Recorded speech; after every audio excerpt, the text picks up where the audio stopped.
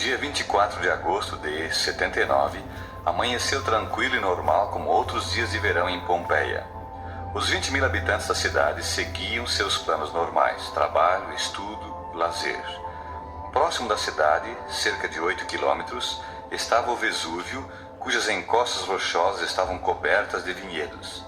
Ninguém olhava para o monte e, se o fazia, não possuía preocupação. Ninguém sonhava que aquele gigante adormecido em breve iria despertar trazendo ruína e destruição.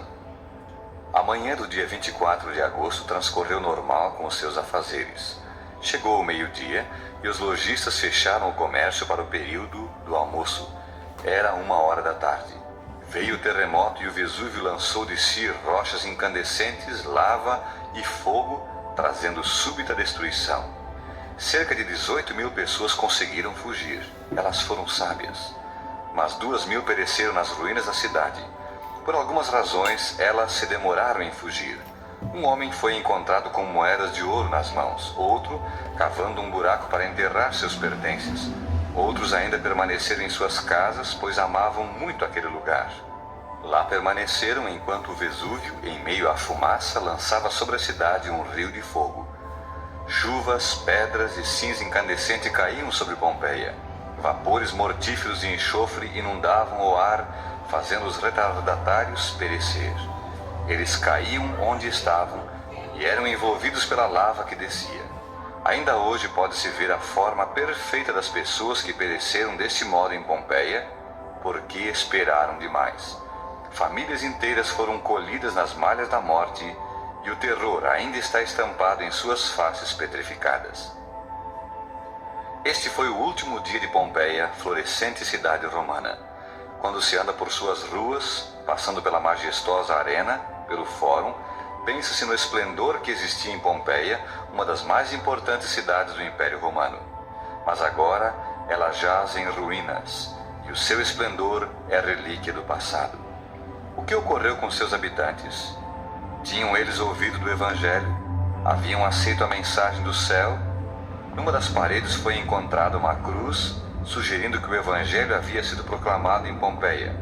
Quem sabe São Paulo ou o próprio São Pedro tenham proclamado as boas novas da salvação em Cristo e apelado ao povo para que vivesse uma nova vida. Agora, porém, era tarde demais. A população da cidade vivera em oposição à vontade de Deus. O orgulhoso povo de Pompeia vivia em orgia, sensualidade e prazer. A última noite da cidade transcorreu cheia de vícios e paixões. A destruição súbita e inesperada de Pompeia é um símbolo da última noite na terra. Jesus Cristo falou sobre esse dia. Será como foi no tempo de Ló.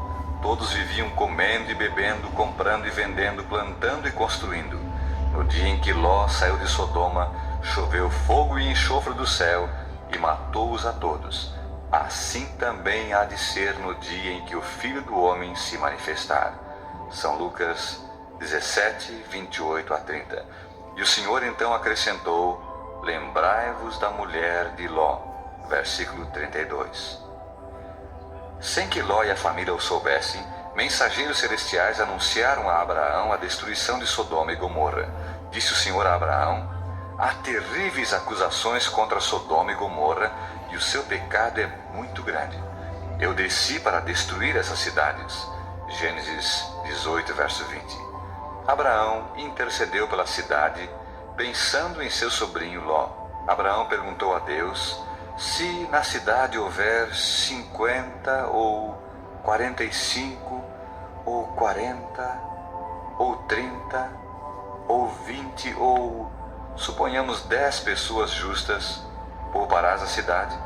E o Senhor respondeu: eu não a destruirei se nela houver 10 justos. Gênesis 18, versos 16 a 33. À tarde os anjos chegaram à porta de Sodoma e Ló os saudou, recebendo-os em sua casa. Mas antes que se recolhessem ao repouso do sono, uma turba de sodomitas bateu à porta, exigindo que Ló lhes entregasse os estrangeiros para indulgência sexual. Como vemos, os habitantes de Sodoma haviam enchido a taça de sua iniquidade. A paciência de Deus se esgotara porque a pecaminosidade deles ultrapassara os limites da tolerância divina. A última noite de Sodoma foi marcada pelos mais terríveis e abusivos pecados. A Bíblia nos diz que quando um indivíduo ou povo ou nação se entrega à iniquidade e ultrapassa determinados limites, o Espírito Santo se retira, não há mais senso de culpa nem desejo de arrependimento, e então a justiça divina se manifesta trazendo destruição. Por isso, amigo, eu insto com você, para que entregue o seu coração, sua vontade, sua vida a Deus agora, enquanto a misericórdia divina se manifesta. Mas imagine a surpresa de Ló quando os mensageiros celestiais se identificaram e anunciaram o plano divino para destruir totalmente a cidade. Quantos parentes você tem aqui, Ló? Faça-os sair imediatamente, genros, filhas e filhos, quem quer que seja. Ló saiu a falar com seus genros, recomendando-lhes que saíssem com urgência, porque Deus destruiria o local.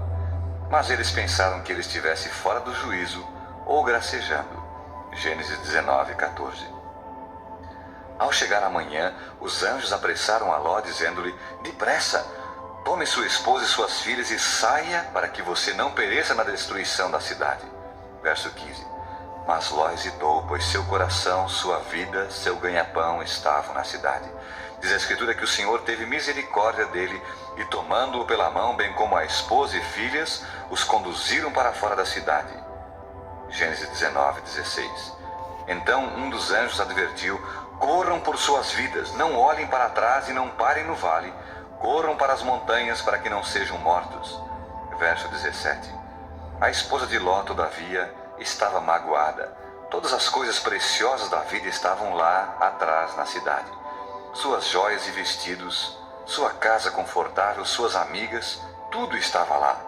Ela diminuiu a marcha, parou por um momento e decidiu voltar para Sodoma. A Bíblia nos diz que ela olhou para trás e foi transformada numa coluna de sal.